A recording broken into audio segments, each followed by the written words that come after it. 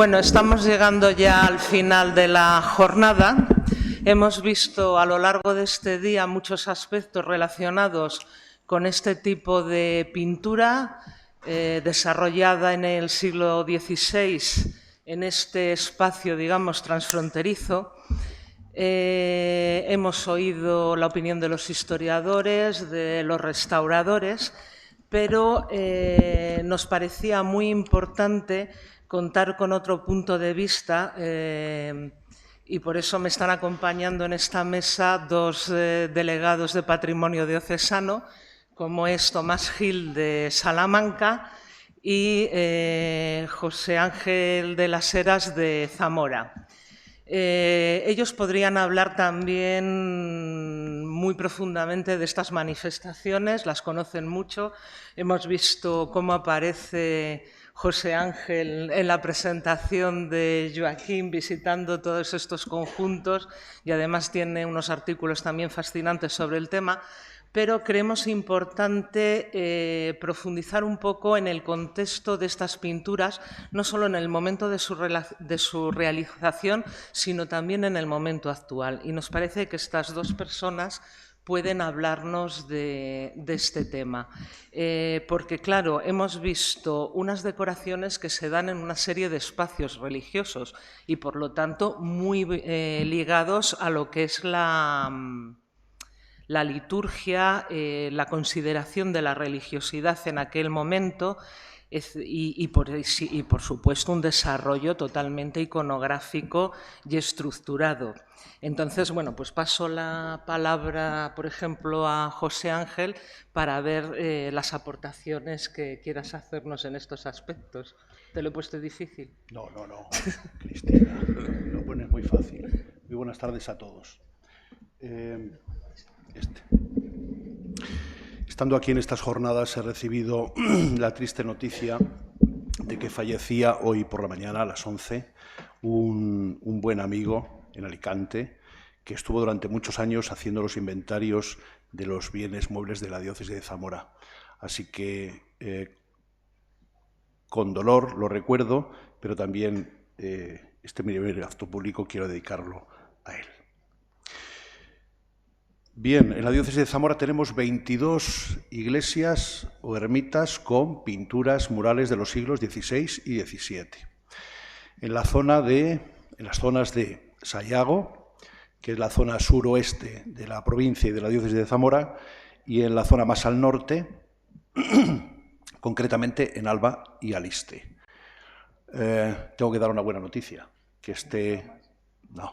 la cuestión es que este verano, en el mes de julio del 2019, en Pino del Oro, una localidad de Zamora, en la zona de Alba y Aliste, al retirar un retablo que estaba desestabilizado para volverlo de nuevo a colocar y después de haber sido limpiado e intervenido, nos hemos encontrado con un testero, todo lleno de pinturas murales del siglo XVI. Pero no son figurativas, no hay escenas, no hay figuras de santos ni escenas bíblicas, sino que son todo motivos geométricos, con lo cual viene a ser, en principio, un unicum dentro de lo que conocemos, que no está nada mal. En el año 1986, me vais a permitir contar una vivencia, una experiencia. Yo vivo el arte no solamente como algo vocacional o profesional también. Vale. Sí. Nada. Me recordaba algo a Broadway. Bueno, en el año 86 yo vi una revista en mi casa, era una revista de estas que publicaba el gobierno de Cantabria con cuestiones, digamos así, de poca importancia. Y había un recuadro en que se hacía constar que se había descubierto en una ermita de Cantabria una pintura mural muy escasa, prácticamente casi un vestigio, pero como era algo muy especial para ellos y habían decidido restaurarla y la daban a conocer. Y digo, madre mía, con lo que tenemos nosotros en Zamora. Digo en Zamora porque es lo que conocía. En ese mismo año visité la ermita de Nuestra Señora de Fernandiel, en Muga de Sayago. una ermita que no pertenece a la diócesis, sino que pertenece al concejo. Es decir, el propietario es el ayuntamiento. Cuando me abrieron la puerta de aquella ermita, recuerdo una tarde, y veo aquella ermita llena de pinturas, como no había visto en otro sitio, me produjo un impacto estético profundo, como suele producir cuando entras en la Capilla Sixtina o ves el Moisés de Miguel Ángel.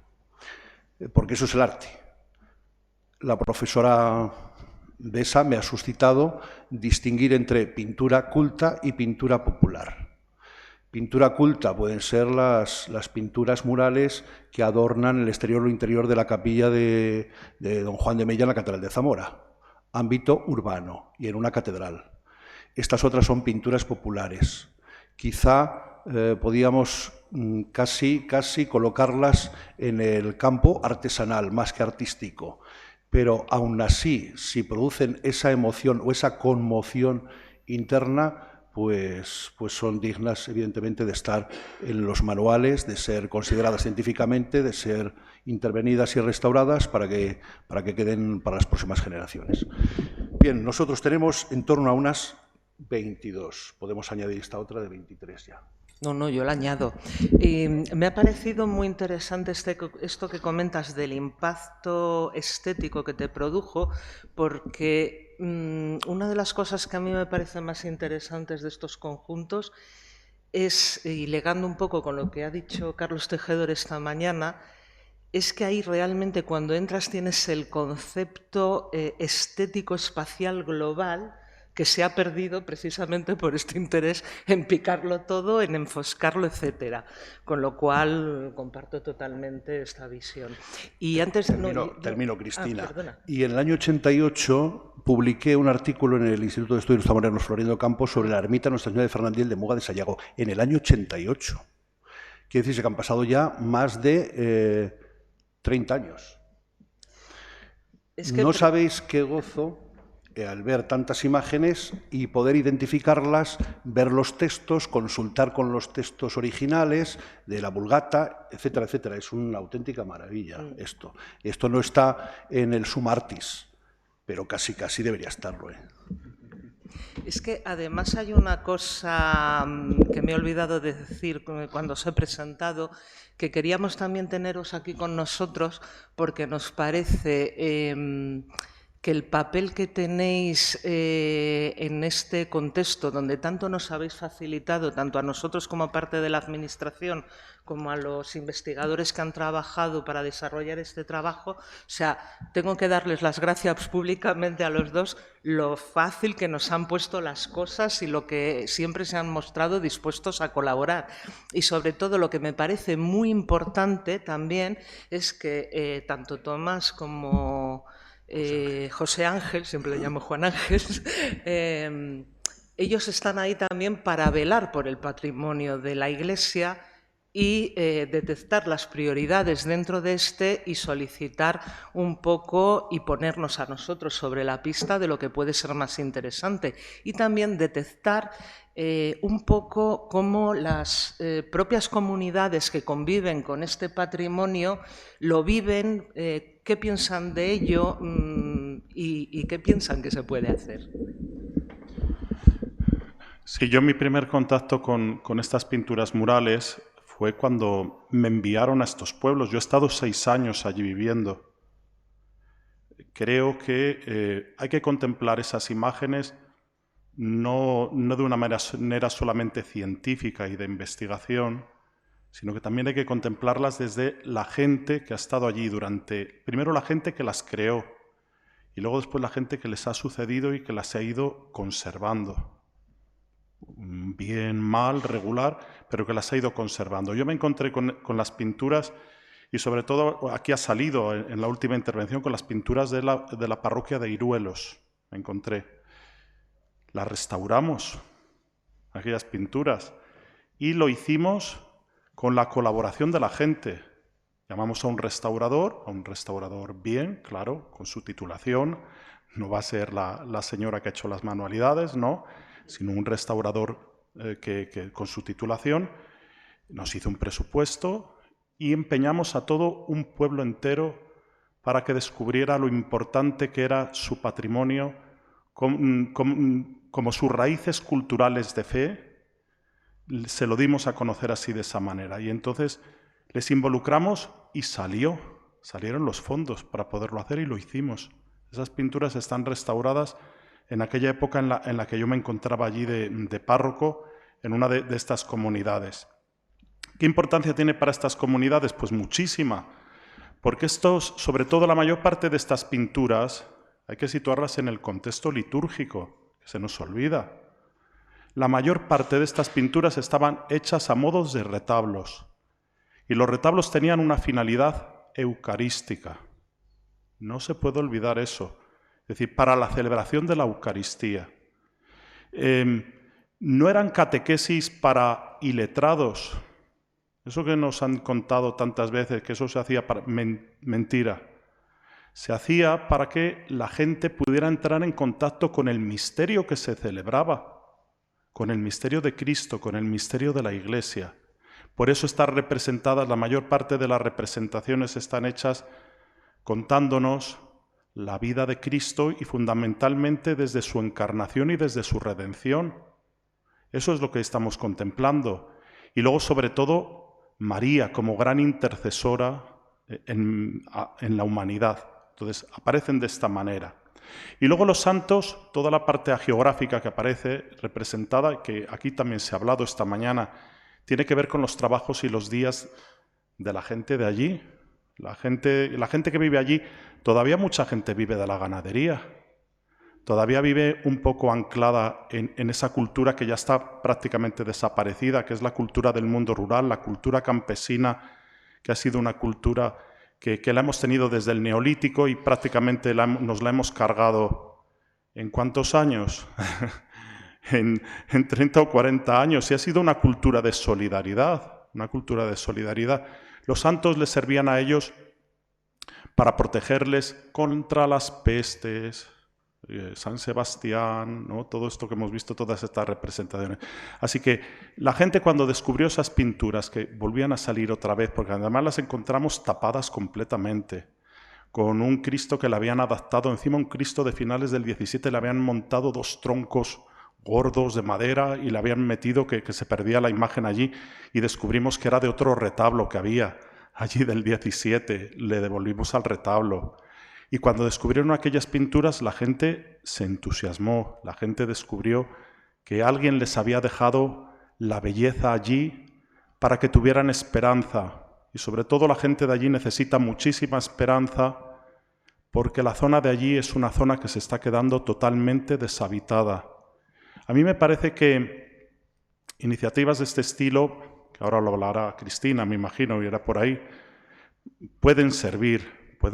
Yo creo que hay buena voluntad por parte de cultura y de turismo, hay buena intención de que aquella zona se desarrolle un poco a través de todo esto, pero también hay que decir que si no se hace desde un desarrollo más integral, no se va a conseguir, va a ser muy difícil. Es decir, si solamente es una cuestión meramente cultural y turística, si no hay infraestructuras que lleven a la gente hasta allí, si no hay incentivos para que la gente se quede allí. Por ejemplo, fijaros lo que os voy a contar, uno que tiene una cafetería en la Plaza Mayor de Salamanca paga los mismos impuestos que uno que tiene un bar en ese lugar.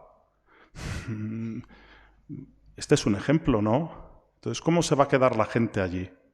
Entonces, tiene que haber, por eso digo, una política más integral, no tan seccionada, que pueda hacer que todo eso vaya generando. Y yo creo que sí, es decir, porque hoy en día tiene que ser a través del sector servicios, tiene que generarse un tipo de riqueza. Y yo creo que hay una gran riqueza cultural allí y una gran riqueza de fe que deberíamos también poner en valor, porque mirad, las obras de arte sin la presencia humana, que las guarde, que las conserva, que las enseñe, no es nada. No es absolutamente nada. No se nos tiene que olvidar eso. Muchas gracias. No sé si quieres añadir algo. Que si no hay población nos puede pasar lo que pasa en ese cartel, que son las ruinas consolidadas del monasterio de Moreruela. Marcharon los monjes, que eran menos de 12, con motivo de la desamortización, y así nos quedó, claro. Juan, es que con este tema que has sacado, Tomás, me has tocado la fibra y, bueno, yo me puedo poner hasta a llorar, porque yo soy una gran defensora del medio rural, y eso que vengo de ciudad, pero me toca mucho patear estas tierras y reconozco que muchas veces hay que quitarse el sombrero. Carlos y yo lo hemos visto en alguna ocasión. En uno fuimos juntos de llegar a un pueblo con menos de 150 habitantes, donde habían recaudado 10.000 euros para restaurar un retablo lateral, y a nosotros nos pedían la restauración del compañero. Imaginaros qué esfuerzo supone para una población tan pequeña. Y luego yo creo que, como punto de reflexión, aunque no estemos incidiendo ya en el tema de la pintura mural, pero me parece un tema fascinante asociado, nosotros tenemos que oír a nuestros políticos que ellos defienden el mundo rural, entre comillas, porque una cosa es decirlo y otra cosa es hacerlo. Y luego, en el caso del patrimonio, vemos que solo se habla de patrimonio cuando se habla como un recurso económico, que evidentemente lo es, pero el patrimonio es mucho más. Y vosotros, que estáis también un poco sobre el terreno, quería saber si estas poblaciones se sienten orgullosos de su patrimonio, si lo encuentran como algo propio de su comunidad, de su pueblo. No siempre, no siempre. Ya, por eso. A veces hay que hacer verdaderas, no sé, campañas de sensibilización acerca de, bueno, no solamente a los pueblos, sino también a los curas, todo hay que decirlo. Y yo soy del gremio, ¿eh? Claro, yo llevo muchos años en esto, y los primeros años me encontraba con curas que le habían dado a la piqueta más de lo debido. Claro, si en estos años, que llevo ya bastantes, en la cuestión de el cuidado del patrimonio, digo, la mayoría de los curas ya saben lo que no hay que hacer, digo, me doy por conforme con saber pues qué es lo que no se puede hacer. Y si no saben lo que hay que hacer, pues entonces que llamen, efectivamente. Entonces, en este caso, como esto que os he dicho del mes de julio de este año, el párroco me llama, José Ángel, han aparecido unas pinturas, y dime cómo. Pues inmediatamente, si me llama por la mañana, por la tarde voy y digo, a partir de este momento, esto ya hay que tratarlo de una forma muy, muy especial. Cuando se restaure el retablo, habrá que hacer bueno, os cuento también la anécdota. Hay que ponerlo bastante lejos del testero para que se puedan contemplar las pinturas como testimonio. Entonces aparecieron por allí porque había un funeral por la tarde, unos cuantos feligreses, y se decían, de ningún modo, no, el retablo va donde iba y tal, y no sé qué. Bueno, eso ya lo veremos y ya lo trataremos. De momento que se limpie, se restaure el retablo y ya veremos cómo se coloca. Pero claro, entran en fricción los dos bienes, el retablo, que es un retablo del siglo XVII y que ellos están acostumbrados a verlo así siempre, y las pinturas que aparecen como algo nuevo, pero claro, que son puramente ornamentales o decorativas, que no son figurativas, y por tanto no es mediación plástica de esa fe de la cual hablaba el compañero. Sí. Yo, por ejemplo, eso es una tarea lenta, lo sabe muy bien José Ángel, es una tarea lenta y que no se puede hacer solamente por educación, hay que hacerlo por pasión. Yo por lo menos lo que hice a la gente de allí fue que no solamente lo concibiera como un tema educativo, esto es de tal estilo, de tal época, y esto es mejor porque es mejor que el Sagrado Corazón de Olot que tienes, que lo quieres tener puesto aquí. Hay que hacérselo comprender cuando uno, lo que dijo José Ángel al principio, cuando uno entra y se ve inundado por la belleza, con mayúsculas, a través de esa obra de arte, entonces ya queda la cosa. Es decir, no es un tema solo de educación, es un tema de pasión. Entonces, a la gente hay que, sobre todo, la manera de educarle para todo eso es a través de la pasión. Si ellos ven que eso, en primer lugar, son sus raíces, pero luego después se apasionan con ello, pero eso hay que trabajar mucho con ello. Yo recuerdo, hicimos un taller, para que comprendieran, me acuerdo que fue con Fernando Gallego, hicimos con la gente un taller y les fuimos enseñando poco a poco, a su manera, cómo se hizo una tabla, y cómo la pintó, y cómo se hacía. Y entonces la gente empezó a comprender lo importante que era eso, es decir, hay que hacerlo también a través de la pedagogía y a través de la pasión, hay que irlo haciendo eso poco a poco a la gente, es decir, claro, no podemos hacer que la gente venga aquí, que haga una carrera y que luego después lo defienda, ¿no? Eso no lo podemos hacer. Pero vosotros lo tenéis que hacer así, ¿eh? Sobre todo os lo digo por la gente más joven, porque os estamos intentando dejar el patrimonio mejor que lo hemos recibido nosotros. Pero si queréis hacerlo con la gente, que eso es difícil, transmitírselo a través de vuestra pasión por el arte. No lo hagáis simplemente por vuestros conocimientos, hacedlo por vuestra pasión por la belleza. No se os olvide eso nunca, aunque entréis en 1000 burocracias y aunque en 1000 cosas entréis, no se os pierda esa pasión por la belleza, esa pasión por la belleza. Hacedlo de verdad, porque es la única manera que el patrimonio se va a conservar, por pasión, no simplemente por mantenerlo.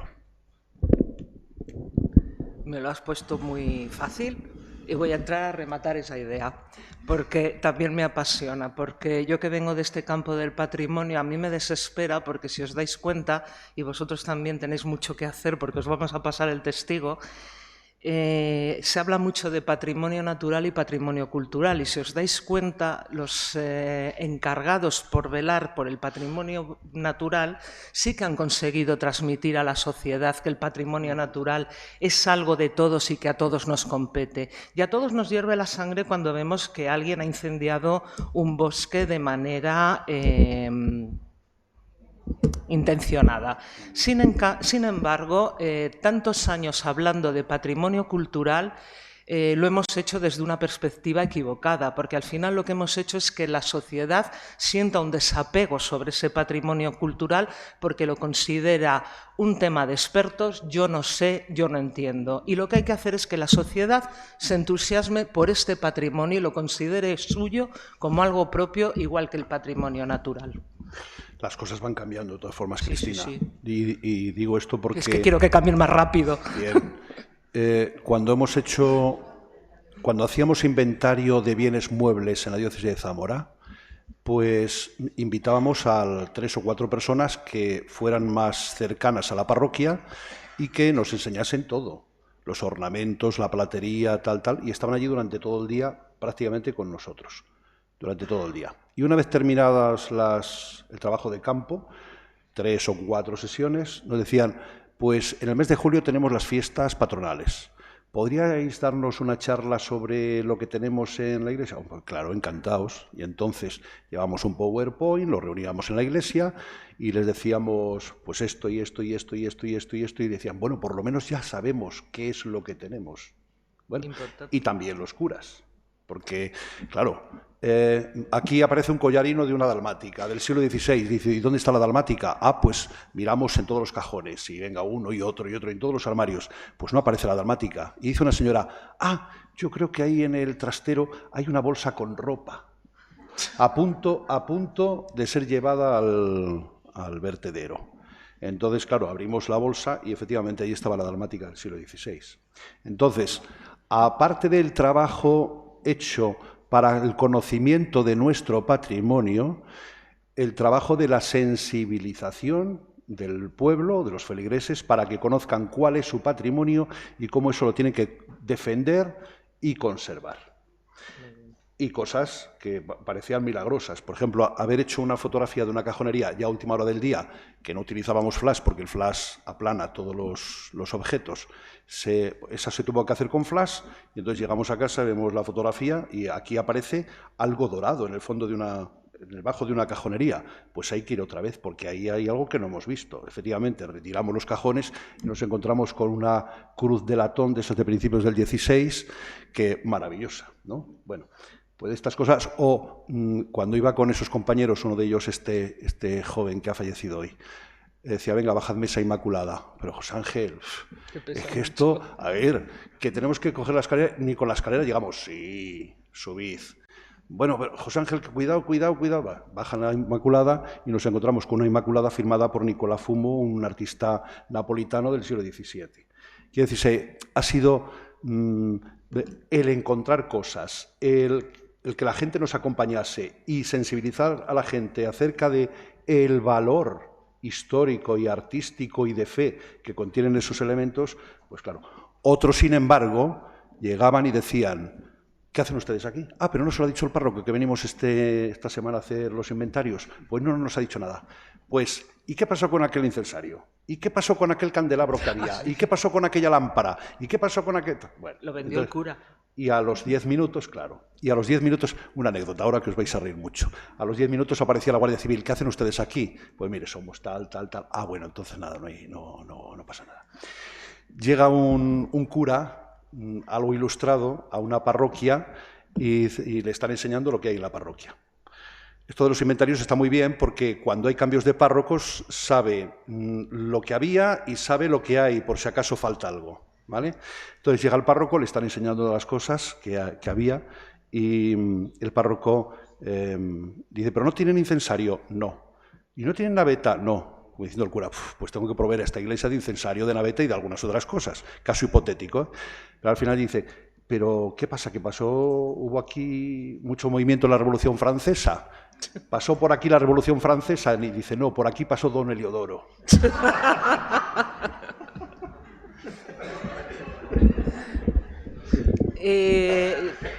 No sé, como estamos hablando mucho desde este lado de la mesa, no sé si alguno de vosotros quiere trasladar alguna cuestión.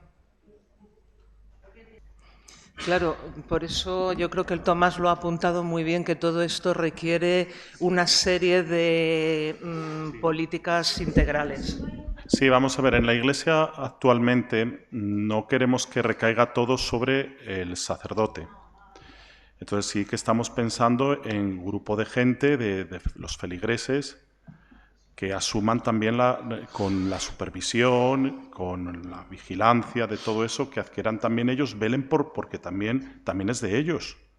Entonces todo esto del patrimonio, entonces sí que habría que pasar a los fieles también que tengan conciencia de que eso es suyo, eso les pertenece, eso es expresión de su fe, y entonces hay que hacerlo. En la Iglesia hoy no queremos que se clericalice eso, porque si depende de un cura que queda solo en Toro el patrimonio, pues es que es imposible. Y además de Toro va a tener más pueblos de alrededor que atender. Entonces, eso hay que crear nosotros lo llamamos unos equipos, que ya los estamos creando. Y dentro de esos equipos tiene que haber un grupo de gente que vele por ese patrimonio artístico. Yo estoy intentando hacer eso en cada arciprestazgo, que haya un grupo de laicos allí que se preocupen de su patrimonio, del patrimonio del entorno. Entonces puede haber 5, 6, 7, pues vosotros os vais a encargar de este tema.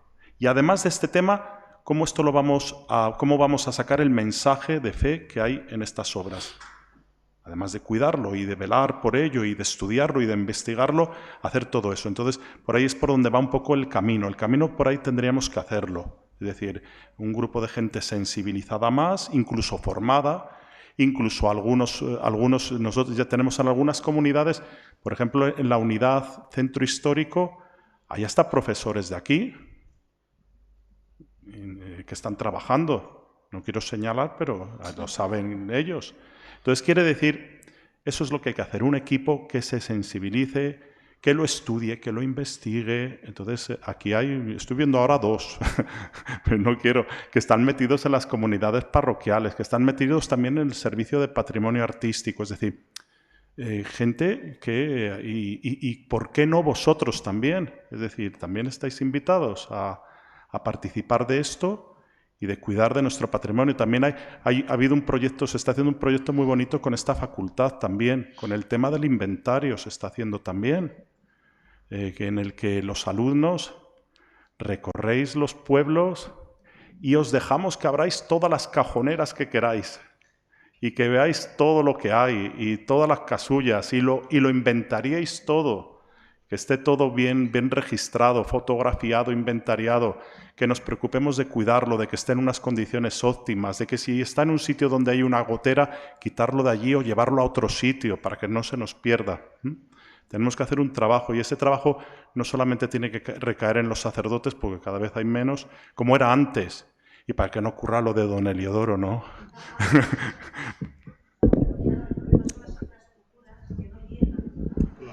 Claro, pero eso me parece que pasa por votar a Teruel existe. Y el AVE todavía no ha llegado a Salamanca. O sea que... ¿Nadie se anima a alguna cuestión más? Los jóvenes tenéis que empezar a soltaros.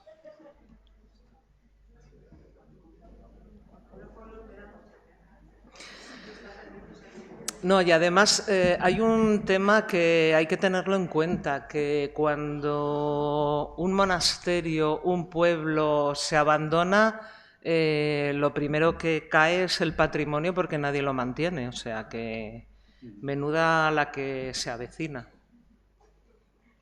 No sé si en la parte portuguesa, bueno, en la parte portuguesa os pasa lo mismo.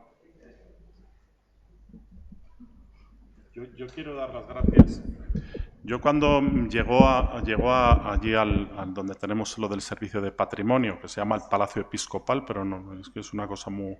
Pero es donde está el servicio de patrimonio. Y llegó este Sergio, llegó allí Con cara de bueno. Y me planteó lo de las pinturas. Es que yo lo acogí, digo, menos mal, por fin. Pues era una de las cosas que yo estaba deseando, es decir, yo que había participado en esas pinturas, que no las teníamos catalogadas. Ahora las tenemos ya en el PDF, ya por lo menos están catalogadas. Qué bonito sería si se hiciera una publicación en condiciones. Ya sabemos que no hay medios económicos, pero bueno. Pero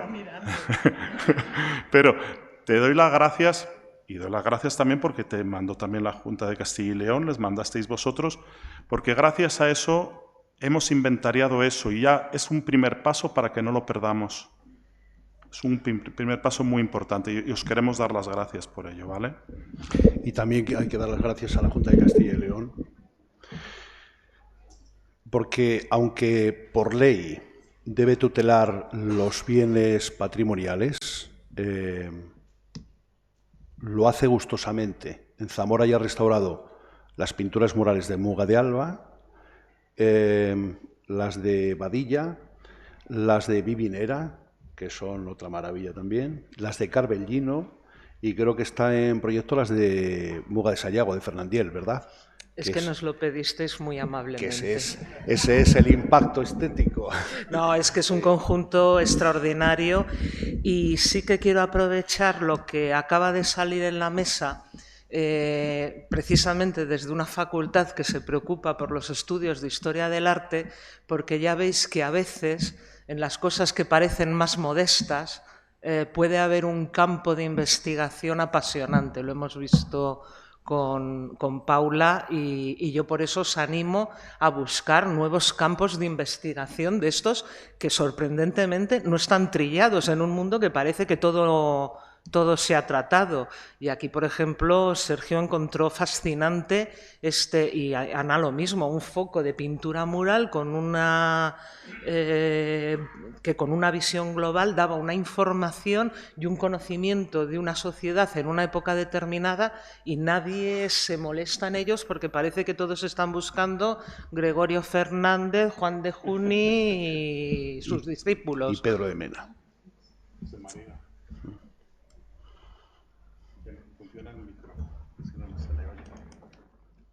Sergio, trabaja.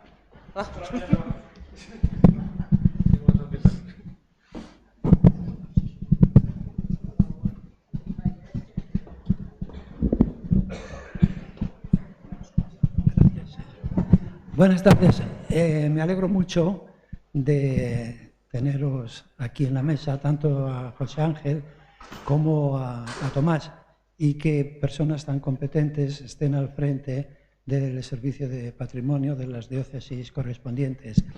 En la línea de lo que acaba de decir Cristina, de aquellos temas, de aquellas parcelas que pueden parecer insignificantes, ¿y qué partido se puede sacar de ella? José Ángel ha hablado de las cajoneras, que se hablen, de los ornamentos dorados. Tomás también. Yo recuerdo, hace unos años, una alumna hizo la tesina conmigo sobre ornamentos sagrados de la Universidad de San Esteban y de San Esteban, no recuerdo ahora de qué otro, bueno, sobre todo universidad, la catedral y San Esteban. Esta chica después se casó con uno de estos estudiantes, se fue a vivir a Nueva York y se le ocurrió presentarse en el Museo de Arte Moderno y presentó su tesina. Y esa chica llegó a ser subdirectora del departamento de textiles de ese museo. Porque quedaron impresionados allí. Dice, pero ¿y toda esta riqueza hay sobre ornamentos sagrados? Claro, esta chica ahí se juntaban el hambre con las ganas de comer. Porque desde el punto de vista teórico, allí tenían todo lo que quería ella, ¿no? Y llevó precisamente todo esto, ¿no? De manera que simplemente con eso, ¿quién lo iba a decir? Con una investigación sobre ornamentos sagrados, y os animo mucho a los estudiantes porque hay tanto, lo que decían las cajoneras, bueno, esas ropas que están ahí metidas, ¿no? Y el campo es extraordinario en ese sentido. Y la sensibilización, pero también el conocimiento, porque hace unos días, se lo comentaba Tomás, hubo pues una charla aquí en Salamanca a propósito del cierre de los conventos de clausura. Y una persona estaba a mi lado, que luego decía que era, me parece que es dirigente de una de estas asociaciones del patrimonio, me dijo, es que yo estoy aquí no por lo que supone, sino por no lo que significa, sino que ¿qué va a pasar con ese patrimonio? Porque ¿esto de quién es? Esto es de la Iglesia, es decir, del Vaticano, es decir, de otro país extranjero y se lo van a llevar. Planteamiento. De manera que esa sensibilidad, eso que también Tomás ha comentado de bueno, pues tratar de sensibilizar y de que sepan cuál es el contexto, cuál es la significación de lo que se tiene delante. Cito a Tomás porque es el que, bueno, estoy en la comisión con él, pero José Ángel está haciendo cosas parecidas también en este sentido. De manera que invitar, sobre todo a nuestros alumnos, que hay un campo también extraordinario en las cosas que pueden ser más inverosímiles, más cotidianas. La belleza también está en lo cotidiano, está también en lo que a veces no vemos. Cuando Antonio Machado estuvo en Soria, vio un olmo seco, si nosotros pasamos por allí, ¿y esto qué? No, pero él lo ve y crea una obra de arte con esa poesía a un olmo seco. Es decir, a veces tenemos que reparar en lo que tenemos a nuestro alrededor que no nos hemos dado cuenta. Tratar de ver esa belleza hasta en las cosas cotidianas, allí donde hay arte, ¿no? Nada más, ¿no? Después de la anécdota de tu alumna, me los veo a todos corriendo para abrir las cajoneras. A propósito, José María, de nuestra competencia, te recuerdo que nos formamos en esta universidad.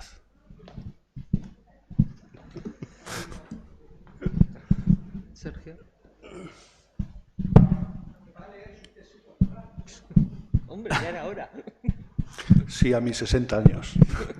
Nunca es tarde. Es verdad. Voy a responder por alusiones y porque ya me habéis sacado los colores, pues ya no me vuelven a salir. Desde luego yo me presenté ahí como abierto a lo que Tomás me tuviese que decir, y la verdad es que he tenido la suerte.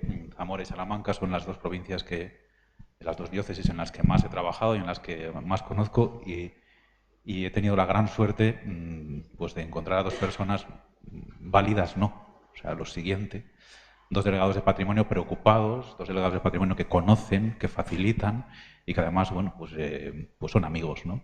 ¿Qué voy a decir? Pero antes hablabais en cuanto a las pequeñeces de estas pinturas murales de las que hemos hablado, ¿no? En algunos casos.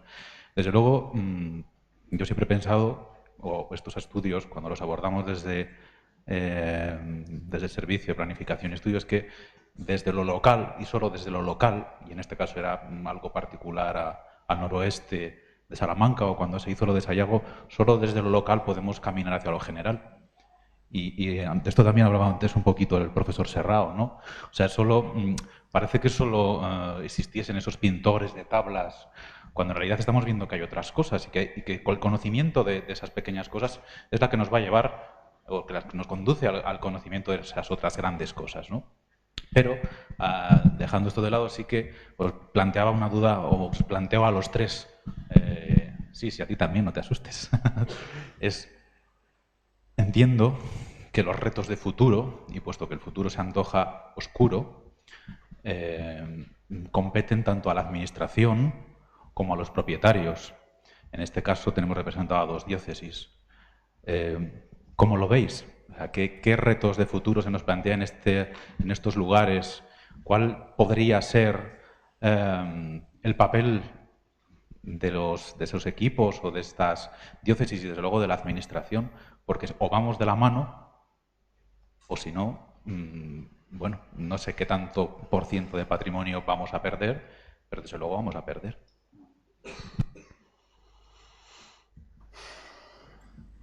Se me ponen los pelos de punta, solo de pensarlo. Habla. Es que iba a decir, tú has dicho a Cristina por la administración, a los 2 delegados diocesanos. Yo no voy a hablar como Cristina Escudero y paso de la administración. Porque hay un componente importante relacionado con la administración, que es el componente político. No nos olvidemos. Pero sí que es verdad que yo, como vengo diciendo a lo largo de esta mesa, creo que sin el apoyo social, sin conseguir entusiasmar a la gente por su patrimonio y que lo sienta como algo suyo, hay muy poco que hacer. Porque todo lo demás será papel mojado, incluso desde la administración o desde la política o de tal. O sea, tenemos que recuperar el entusiasmo de la sociedad por su patrimonio, que lo sienta como algo propio. Sin eso, todo es papel mojado, a mi modo de ver. Y tampoco son válidas actitudes que se han tenido desde la administración, muy paternalistas, que son las que han desligado a la gente de su patrimonio, en plan de no, quítate tú, que yo ya sé cómo lo hay que hacerlo. Cristina Dixit, no la administración. Yo nada más voy a decir esto. Esto es para otras ponencias. Oye, se está grabando todo, me acabo de dar cuenta. Es un tema para hablar mucho, para dialogar mucho, para aclarar muchas cosas. Esto sería es decir, el futuro del patrimonio, por lo menos el de la Iglesia, y el privado también, porque también está el privado, es decir, pero bueno, mayoritariamente lo tiene la Iglesia. Esto es para un diálogo y además un diálogo bien serio, largo, profundo, además con ellos. Yo estoy dispuesto, es decir, a que nos sentemos, a que hablemos, y me imagino que también José Ángel, de la misma manera, y también para unas ponencias, es decir, esto sí que da lugar para que haya un diálogo sobre todo este tema. Sí, es un tema muy preocupante, pero también es muy apasionado. Yo te lo digo que hay que abrir nuevas cosas, hay que hacer nuevas cosas, y la Iglesia se ha apalancado solamente en una manera de entenderlo ahora, una que se generó en el año 89, hay que salir de ahí, tenemos que hacer cosas más nuevas todavía. Es decir, hay que abrirse a más cosas, es decir, hay que estar dispuestos. Y luego, antes de pasar la palabra a José Ángel para que remate este tema, sí que comentaros una reflexión también como Cristina. Aquí, en la época de recortes y de crisis, hay mucha gente que se ha lanzado a la calle para protestar. Alguien desde el sector del patrimonio se ha lanzado a la calle a protestar. A mí una cosa que me irrita últimamente es que patrimonio esté en cultura y deportes. No, y lo voy a decir por qué. Porque por el patrimonio nadie levanta la mano. En cambio, por la cultura productiva, teatro, cine, como hay gente que protesta, los recortes son menos que en patrimonio. Y ya si vamos de la mano con deportes, ¿quién ha cortado el grifo a deportes? Entonces quizá haya que reclamar un ministerio de patrimonio fuera de cultura y deportes. Cristina Dixit. Yo creo que no tenemos la solución. No, la solución no está en nuestra mano. Yo creo que queda más bien en manos de los que nos van a suceder en este campo. No hace mucho estuve aquí, me invitó a la universidad para llevar unas jornadas sobre catedrales y algo esto le pregunté a un representante de la Conferencia Episcopal que estuvo aquí, viendo el panorama tan, no voy a decir negro, pero por lo menos sombrío. ¿Qué le parece a usted que va a suceder?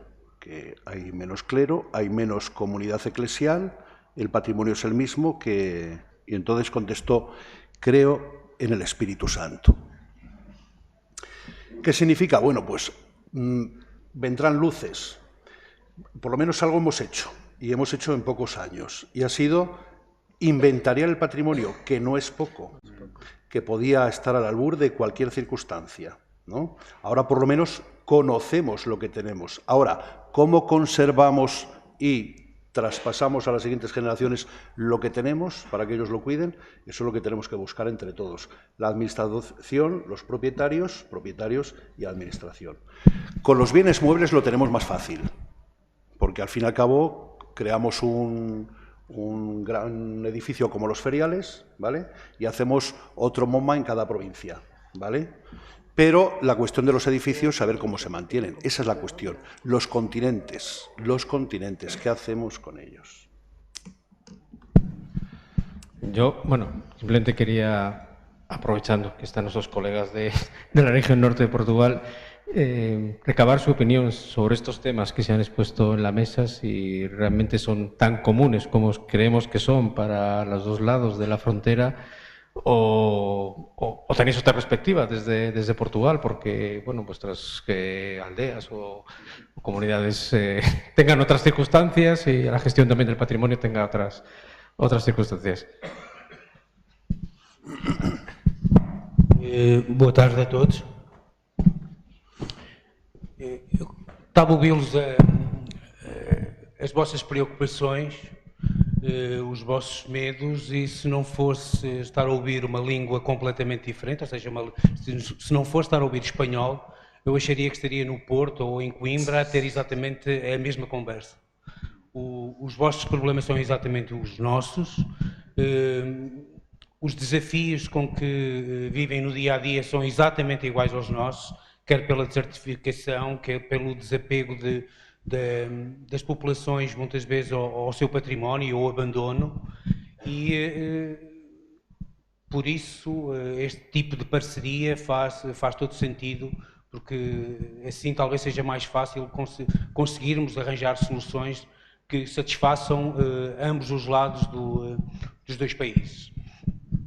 Nós, por exemplo, por causa da sensibilização das populações, temos como experiência, nas intervenções que temos, nas reuniões técnicas, englobarmos pessoas das populações, dos lugares, nessas mesmas reuniões, para eles se perceberem das dificuldades e do porquê das nossas intervenções e das nossas decisões. E isso tem sido extremamente útil, porque acabamos por cativar as populações para o nosso lado. Porque as discussões da sensibilização de património, ou quem estava a ouvir falar, porque é que elas não são tão eficientes, a mensagem não é tão eficiente, por exemplo, como com as questões naturais, ambientais, é exatamente porque nós estamos a falar com sensibilidades muito mais simples, ou seja, estamos a falar de gosto, de pessoas que gostam ou não gostam, estamos a falar de fé, estamos a falar de coisas sagradas. E eu estava aqui a comentar que entre ver um cão ferido e ver uma pintura mural com uma lacuna, toda a gente fica preocupada com o cão e ninguém se preocupa com a lacuna. A resposta é quase imediata. E por isso é necessário, de facto, trabalharmos esse lado, mas tem que ser com todos. Mas as situações são exatamente as mesmas que as nossas. Muito obrigado.